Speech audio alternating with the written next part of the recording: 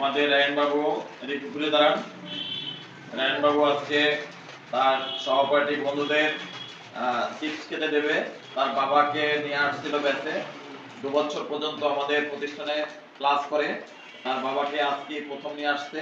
তার বাবা আবার সকল শিশু যারা আছে আমাদের শিশু শিল্পী সকলকে আজকে রায়নের পক্ষ থেকে চিপস খেতে দিচ্ছে। সবাই রায়নের জন্য দোয়া করবেন। নেন সব ভাইকে দেন, এগুলোকে দেন। টাটা, থ্যাংক ইউ বলেন।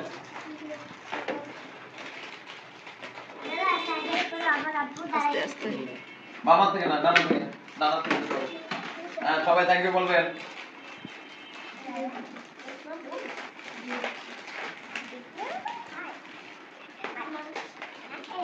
যারা শিশুদের অভিভাবকদের বলছি যে আমরা অনেক সময় অনেক পার্টি করি, অনেক বড় কিছু, কিন্তু এদের বাবুদের জন্মদিন উপলক্ষে যদি যে প্রতিষ্ঠানে পড়াশোনা করে দেখা যায় ওকে দিয়ে কয়েকটা চকলেট পাঠিয়ে দিলে, ওর বন্ধুদের যদি চকলেট দিতে পারে তাহলে বন্ধুরাও খুশি হবে এবং জন্মদিনে তাকে শুভকামনা করবে। আজকে রায়ন বাবুর জন্মদিন না, কিন্তু এমনি রায়ন বাবু আজকে সবাইকে চিপস খেতে দিচ্ছে। হ্যাঁ, এক একটা সবাই হাতে দেবে। সবাই একটু মানে একবারে উঁচু করবো আমরা হাতে সবাই। রায়ন বাবু সহ আমরা সবাই একটা করে হাত উঁচু করবো। হ্যাঁ, এবারে এটা দেন একটা। চিন্তা পেয়েছেন? আচ্ছা আচ্ছা, দিচ্ছি। এটা আপু কেটে দিয়েছে।